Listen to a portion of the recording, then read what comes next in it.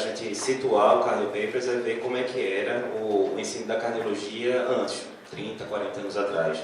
Eu tenho um bom contato com isso porque meus pais são médicos, cardiologistas, então eles me contavam como é que era naquela época, final da década de 70, começo da década de 80. E como é que o pessoal se atualizava nessa época? Basicamente por livro-texto, congresso e artigo científico. Ou seja, a mesma coisa de hoje, né? Um pouquinho diferente. Em relação ao livro-texto, por exemplo, imagine o começo da década de 80 para você pegar um livro-texto conhecido como Brown, por exemplo. Era muito mais difícil do que hoje em dia, que você pega e-book, encomenda pela internet, por aí vai.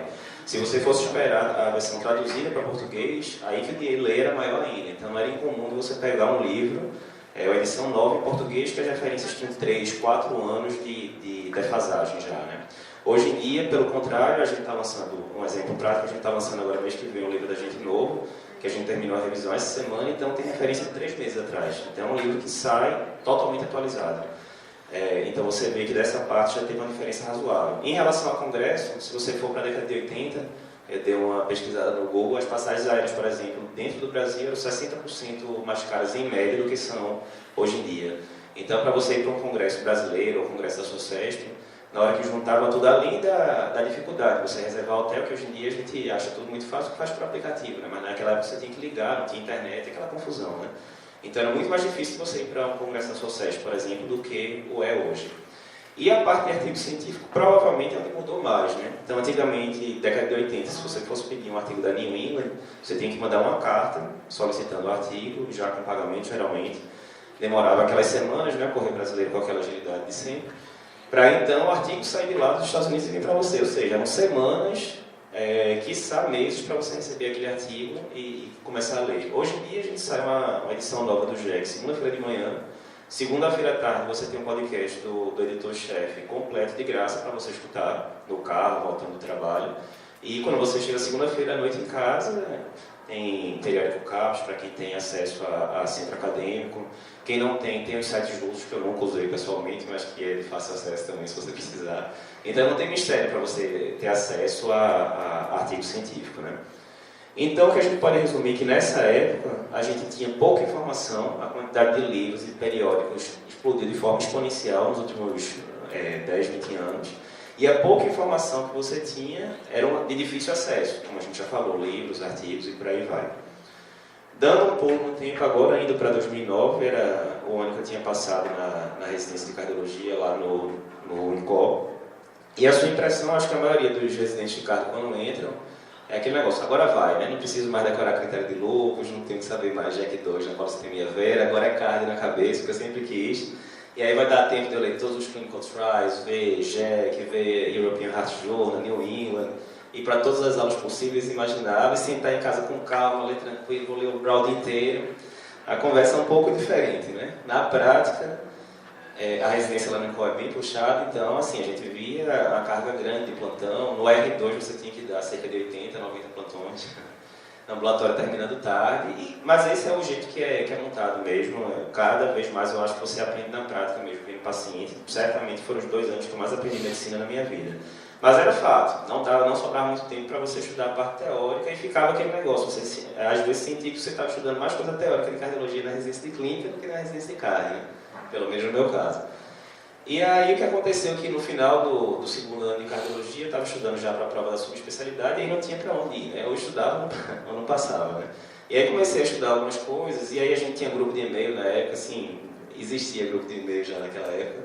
E está aqui um exemplo de um e-mail que eu mandei antecedendo o início do site, resumo do estágio trombolítico, etc. Na época, um chefe meu, que tinha sido da Escola Paulista, falou, rapaz, você devia fazer um blog para isso. E hoje em dia qualquer adolescente de 14 anos tem blog. Na época, isso era 2009, 2010, não era tão comum. Mas, não, tá bom, vamos tentar.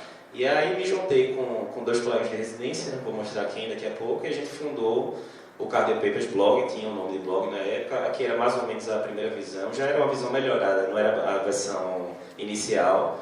E só para vocês verem, hoje em dia é mais ou menos assim, né? Então criou, tem logomarca e tal, a coisa evoluiu já um pouco, né? E o que aconteceu foi isso. Inicialmente era o museu, Dr. André Lima e Dr. Fernando Figuinha, nós fizemos residência juntos. E depois de 2 anos e meio para cá, a gente associou aí vários colaboradores, mais de 15 colaboradores, incluindo o Dr. Jordano, que é o vice-presidente do Congresso. E de lá para cá, o que é que aconteceu com o site? Hoje em dia a gente já tem mais de 1.400 posts publicados. Eu estou chegando já no meu post número 800 daqui a pouco.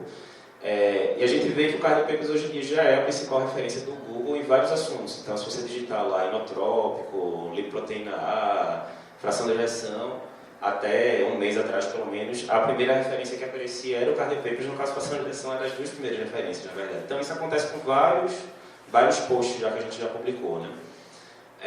Além disso, a gente vê hoje em dia outra mudança que teve grande na educação médica. No começo do site, cerca de 70% a 80% dos acessos da gente eram por computador fixo, desktop, né? Hoje em dia já são 90% dos acessos por celular. Então você vê como mudou rapidamente, em menos de uma década, o acesso à informação.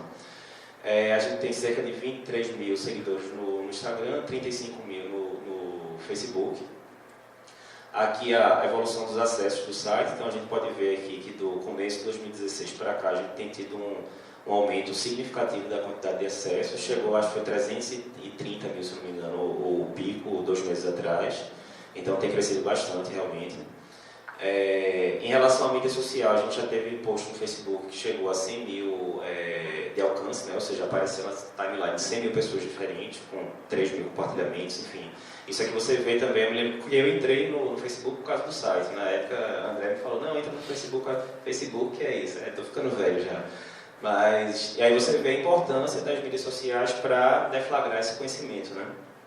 Distribuir o conhecimento. Hoje em dia a gente tem o quê? Tem 50% dos acessos do site são cardiologistas ou residentes de cardiologia, 40% principalmente clínica médica, mas também tem endócrino, vez por outra encontra anestesista, outras especialidades que acessam, e 10% de estudante de medicina e outros profissionais de saúde. Isso aqui é um campo que a gente vai explorar em breve, de aumentar bastante a participação do estudante de medicina, porque tem muita coisa básica aí de semiologia, que todo estudante de medicina tem que saber, né?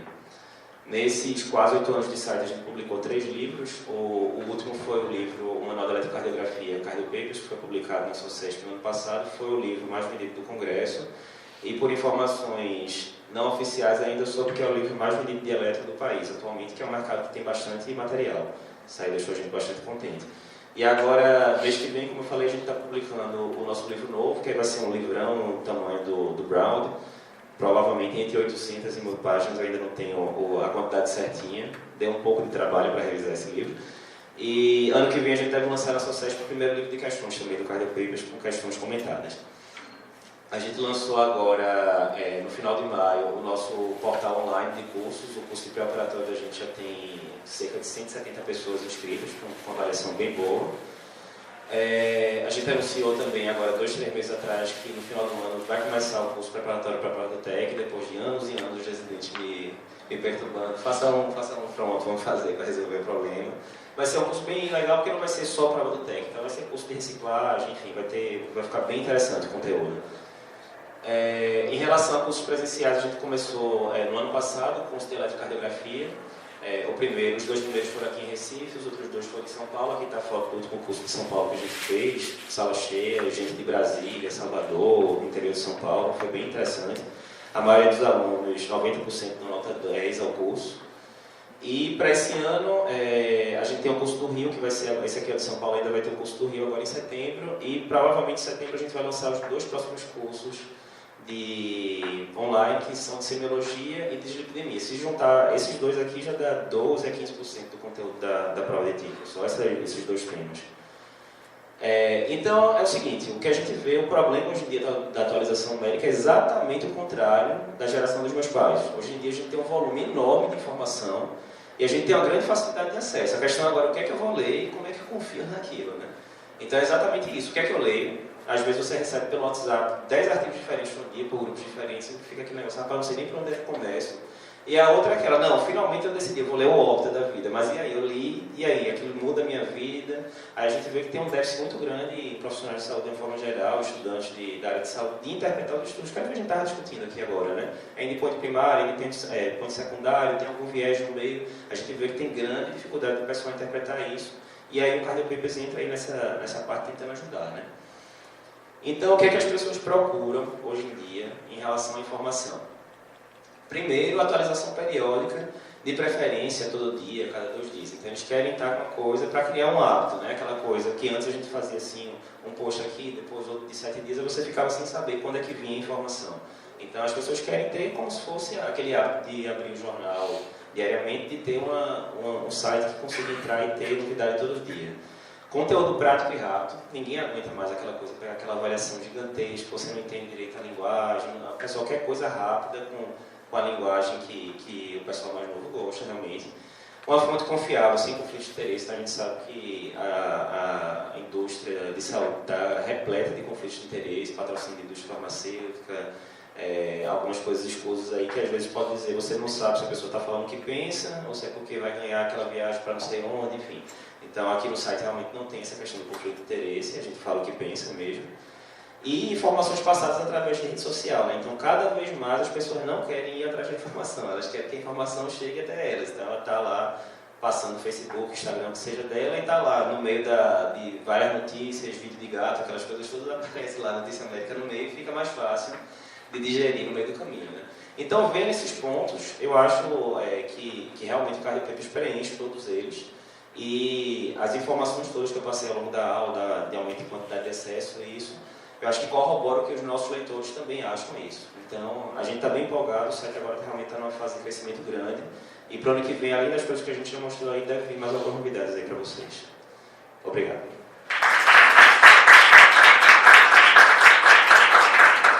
Alguma pergunta, alguma coisa? Tranquilo. Obrigado, minha gente. Então, obrigado e damos por encerrado.